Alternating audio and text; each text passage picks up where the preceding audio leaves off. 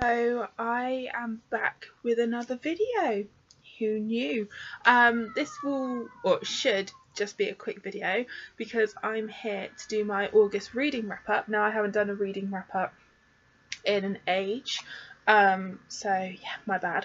But this should be a quick one purely because I only read 2 books in August, which is really bad. I don't think I've read so few books in a month in a while. But what I did read, I really enjoyed. So I mentioned the first book in my last video, my sort of update where I've been hello video, and that was Taste of Darkness by Maria V. Snyder. This is the 3rd and final book in her Avery of Kazan novels, and I loved this trilogy. This one was really good. I love the characters in it. I love that it's a fantasy, but it's not like heavy going fantasy. It's not like picking up like Game of Thrones or something like that. It's really sort of manageable. That's the only way I can think to describe it. I love that Avery's sort of a healer. She like absorbs people's injuries and sort of heals them. And basically this is the final story, because if you read the other books, you'll find out there was sort of a plague that killed sort of millions of people, and some people have tried to take advantage of that, and there's been, you know, sort of wars and fighting amongst different realms. That's kind of the premise of this story. And this is, like I say, the final book and the conclusion of it, and I really enjoyed it. I do wish that I had read it sooner, not only because I loved it and I knew I would enjoy it, because everything that I've read by Maria V. Snyder, which admittedly is not much, I've only read her Poison Study trilogy, and obviously now this trilogy.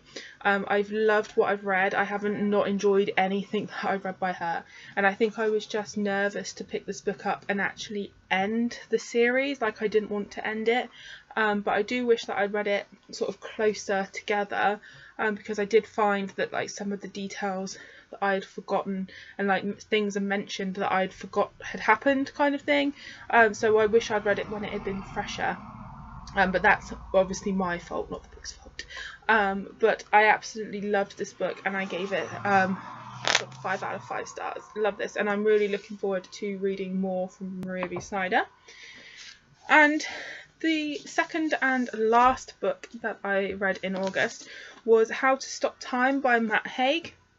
I actually picked this, obviously it only came out sort of maybe about a month ago, something like that. So I picked this up not long ago, and it was just calling me to read it. I don't really know why.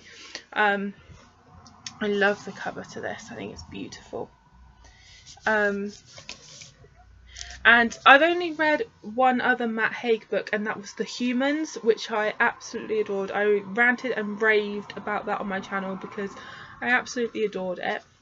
And I really enjoyed this one too. This is about a man called Tom, and he is over 400 years old, but he doesn't look 400 years old. He looks like he's sort of in his mid-30s.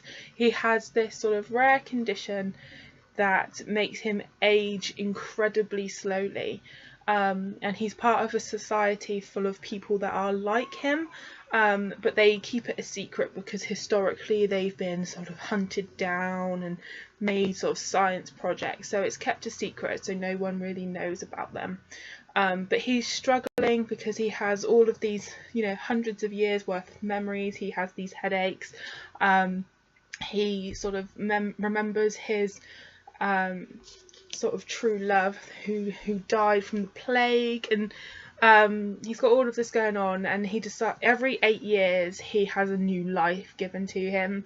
So he sort of starts a new alias, if you will, and he goes back to London and is a school teacher, and it sort of goes on from there. And it was really good. I really liked Tom's character. I really felt for him, and he's quite witty and funny and his comments, particularly on supermarket self-checkouts, made me laugh. I really liked him. He was a really likeable character, and sort of his observations and comments on history are really good. They really made me smile. I gave it 4.5 out of 5, purely because it wasn't quite, I think I enjoyed The Humans that little bit more. So yeah, I gave this one 4.5 out of 5. Would definitely recommend picking this one up. It's a bit different and I really enjoyed it. So yeah, that's my August reading wrap up, guys. Extremely long video for you there. Let me know what you guys read in August, and also if you've read either of these books, also let me know in the comments down below. Yes, thanks so much for watching, and hopefully I'll see you guys soon. Happy reading.